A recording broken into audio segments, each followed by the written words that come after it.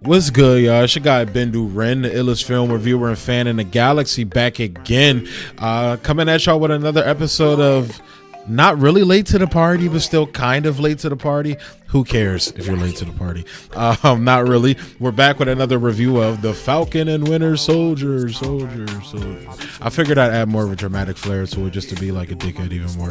But let's go ahead and get into this. You already know what it is. I'm going to be doing my top 5 moments that I enjoyed from the show. So let's go ahead and hop into it. Starting at number 5. I was really digging John Walker's intro, man. It was very insightful into his character and very somber. Very much like the opening to episode 1 with Sam. Kind of like mirroring, the two characters together that are, fighting, basically battling over the mantle of Captain America. But also, like Sam, he's pondering whether he's worthy of taking up such an important mantle, but he's looking at it more so from the America aspect, whereas Sam is looking at it from a respect of Steve aspect. And I also think the 3 things I think is going on with Sam is respect of Steve and respecting his legacy and fear of failing his mentor. I think something of race has to do with it, and also some kind of conflated thing with his, or not conflated, but within his own mind of upholding his family's legacy.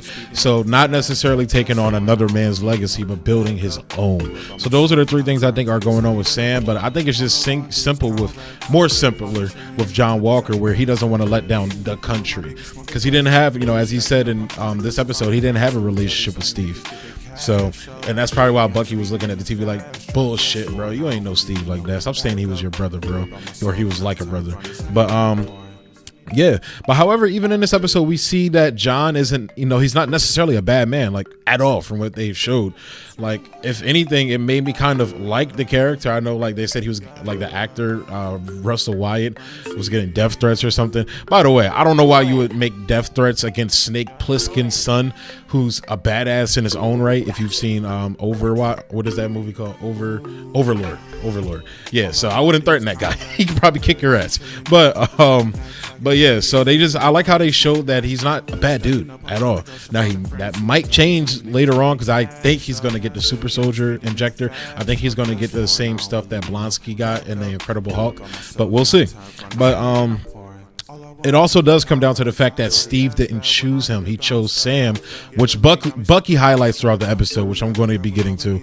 But I also love the updated Star Spangled Man. The Star Spangled Man. I like that shit a lot. Like, I like that scene. It was kind of like a play on the first Cap film, but kind of cooler, let's be real. But but Bucky was sitting there watching all that shit, like, just like not having it, bro. And honestly, I like how they kind of I feel like the writers are doing these things by accident, but it's like Bucky is looking at this guy with disdain, obviously, but I think he's also looking at him from the aspect of just how TV kind of highlights how scripted and just fake American news and television is. That's what I felt like this scene with Bucky did. Raising these people and figures up to be up to standards that's not feasibly attainable.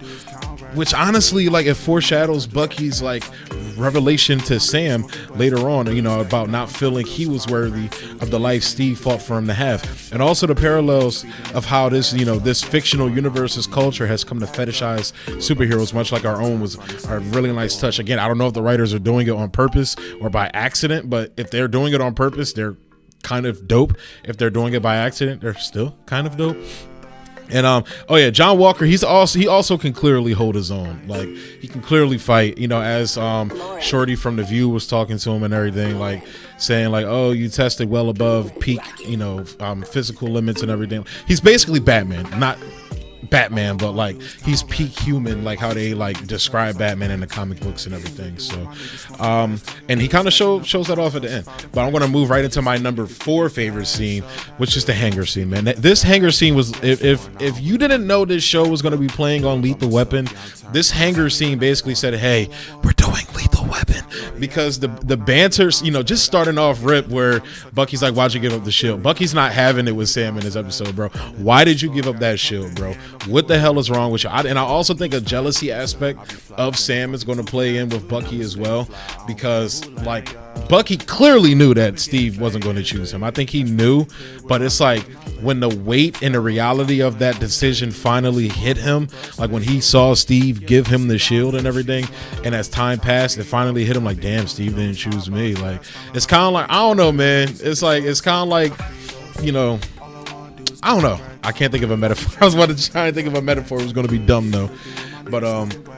But yeah, so when the reality finally set in that he didn't choose him, it kind of made him, you know, compare that to the gift Steve did give him, which again, I'm going to be getting to. But everything from the wizard scene that we saw in the trailer, like, oh, we fight wizard. What was it? Aliens, androids, and wizards. And they have the whole Gandalf talk. The fact that Bucky is kind of a low-key nerd. You know, he read The Hobbit back in the day, even though I think The Lord of the Rings and Hobbit is trash. I'm going to get destroyed in the comments. But the fact that Bucky read those books, you know, I read them when they first came out in 1937, bro, was kind of dope. So I like the little banter. Like I said, they're definitely doing Lethal Weapon here. That's what that whole banter was about. But I loved every single moment of it. And then right off to where Bucky's like, I'm going with you, Sam's like, no, you're not. And then you just flash forward and they're in the plane, which is going to lead us to, you know, the continued banter going into the, you know, the highway fight and the car ride. Like, obviously, guys, when he jumped out the plane, that was hilarious, like leading right into the whole like banter between them in the warehouse and everything. But honestly, the highway fight was just so right off rip when Shorty comes up and destroys Red Wing. By the way, she is so bad, bro. Shorty, yo, the Shorty playing like the bad guy, the villain, the antagonist, basically the leader of the Flag Smashers, which I'm going to be honest, not really digging their story so far. I have to be honest, like it's just from lack of explanation of what's going on. But going back to the chase scene, when she broke Red Wing and Winter Soldier was like, oh, you don't know how bad I've been waiting. I wanted to do that. Then like, Sam, Bucky's hanging off the tractor trailer and Sam rides by like, that little girl kicked your ass. I'm like, again, if you don't know they're doing Lethal Weapon, this is them looking like metaphorically looking into the camera saying, right, we're copying Lethal Weapon. Like, dude, this scene, oh my god. And then when like fucking when John Walker and his little sidekick shows up, the little black sidekick and everything, and they fucking fist bump each other. It's kind of like those parody moments. I'm trying to the other guys. It's like, oh, these are the shitty cops and these are the good cops. It was like, oh, this is the good, the bad. This is Bucky and Sam. They're the bad version of what they're supposed to be doing, and this is the good version. But even the good version gets their asses handed to them because they don't have the experience that Bucky and Sam has. So Bucky and Sam are just like not simpatico, which again they touch on in the therapy scene, which is it's up there in my number. I'm gonna get to it. But yeah, so the whole chase sequence, even going into like the car ride and everything, where clearly, like, again, Bucky is not having this man holding the shield. The whole time he's looking at him, like, as soon as they get in the car, John Walker's like, does he always do this staring thing? And Sam kind of wants to like laugh with him, like, yeah, he does, but he got a ride for the homie. He said, you'll get used to it, bro. Like, you can tell the tensions is there. Bucky doesn't like him because Sam should have been keeping the shield, and Sam is mad. So my theory about Sam actually knowing that we're going to do that is wrong. I don't know if they're going to walk that back and be like, oh, Sam, you knew what we were going to do, and he was lying to Bucky, which I don't think they're going to do. I don't think they're going to make Sam a liar. But it's looking, at least at the very least, it's looking like Sam didn't know. So Sam's kind of giving him the side eye and everything too, but all the way up until the scene that got me literally when when Bull was like, yeah, I'm Battlestar. This nigga Bucky was like, let me out, stop the car, getting out, bye. The fuck is Battlestar, nigga? That's how he was looking at him, bro. So like that whole scene was Lethal Weapon. I keep telling y'all, this is Lethal Weapon with superheroes, man, and I fucking love it. But I'm going to move on into my number 2 scene, which is going to be more of a serious scene because it touches on the racial aspects that I was talking about in my last top 5 video and earlier in this video. But the Isaiah Bradley stuff, man. So to those of you that don't know, Isaiah Bradley is basically Black Captain America from the comic books. He was introduced in 2003, if I'm not mistaken. He kind of has a very similar story to Luke Cage, except that he served in like the military and everything. And basically when he came home, they treated him like shit. He was experimented on, all that shit. So, but I like how it took place in Baltimore too. You know, I'm not, from Baltimore, but I'm from the Maryland, the DMV area. I moved around a lot when I was a kid. But District Heights, shout out. But But yeah, like everything from Sam walking with the kid and everything. He's like, "Oh, you the Black Falcon?" He said, "Why? Because I'm black and my name's Falcon." He's like, "Yeah." He said, "So does that make you black, kid?" I love Anthony. I love Anthony Mackie, bro. Anthony Mackie's hilarious. But just when they get into the more serious tones and everything about how like first off rip, the old man's like, oh, you mean how I kicked your ass and took your arm off and everything? Just straight up shitting on Bucky. But then they get into the serious nitty gritty about, Steve came home, when he came off ice and everything. And even if he did come home during that time period, would have been praised, where he said they threw my black ass in prison for being a hero. And that's kind of like, I like how they're going into, honestly, the atrocities, a lot of the atrocities this country committed against its soldiers of color, and it's minority soldiers, but specifically it's African American soldiers, it's black soldiers. So it was dope that they kind of touched on that, but also the fact that Sam, I feel like this is kind of driving home, for Sam, why he gave up that shield, because he doesn't want to end up that. I think that's what he saw possibly happening to him as another reason why, like, kind of like they don't want to see me holding this shield, bro. So it's like, I think that was dope for Sam to see, because it kind of reaffirms what he's thinking.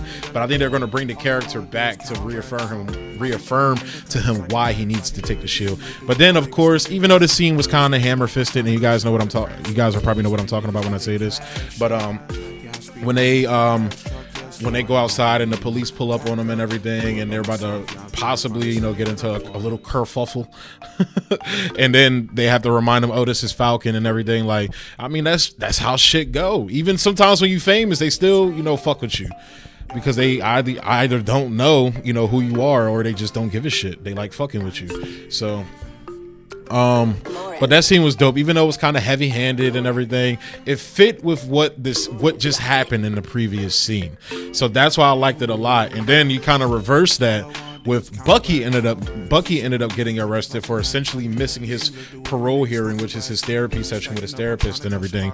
The cop explained that it's basically like missing, like a scheduled meeting with your parole officer and everything. So that was pretty cool to see, and kind of touching on how even, like a lot of soldiers, not just African American soldiers got shitted on. Even white soldiers that came back home got shitted on, especially from wars like the Korean War, the Vietnam War, and everything. And even later on, the Afghanistan War, Iraq, whatever it is, go down the line. But which leads me into my favorite scene of the whole episode, which is the therapy scene. It had everything in it for more of that Lethal Weapon comedy. Again, I will say it again in case you didn't know, they're clearly doing Lethal Weapon. Wink, wink.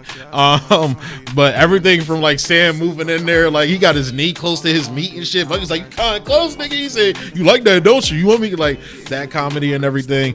Then like straight up, Bucky's like, yo, why did you get that shield up? And literally, I wrote the line down. Literally, Bucky said, if Steve was wrong about you, then that made him wrong about me.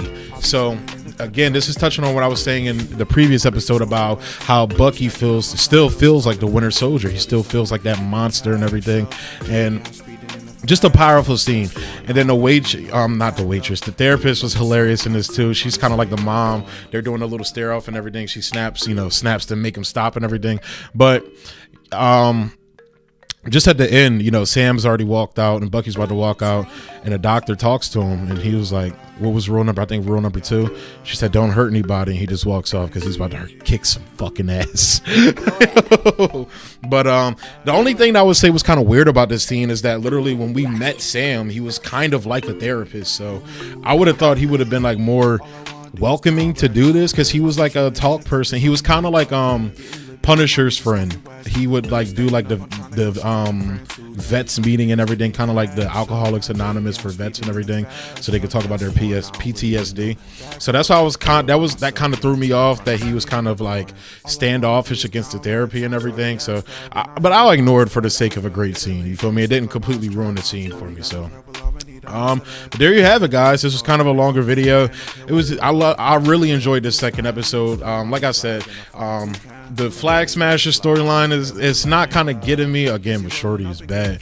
And Zemo, I'm excited to see Zemo. It's not like I'm just like leaving Zemo out. Like the Zemo reveal was cool. I felt like it was kind of a ripoff from X-Men though, like the whole chessboard and everything. But I'm honestly more excited to see who the power broker is. So I'm going to do a separate video about that for who I think the power broker is going to be. So unless they reveal it in this episode 3, if I drop it, because I'm literally going to record it after this and drop it on Tuesday. So yeah, I'm going to go ahead and close the video out there, guys. Thanks for tuning in. If you're watching, hit that thumbs up button, hit the subscribe button as well, share the video, you know, do all that. Yeah, but hope you're enjoying the Falcon and Winter Soldier, and thanks for tuning in. Peace. Easy. All I wanna do is count right. I be chillin' in the cut just like a next. Getting lifted with my niggas smoking wax. Stacking up, I'm tryna go shop out in France too. Tell these lame niggas get they cash up. Yeah, I'm speeding in a fast truck. Yes, foreign, I don't really need no backup. Do it by myself, yeah, I'm tired from this honey that I'm pouring.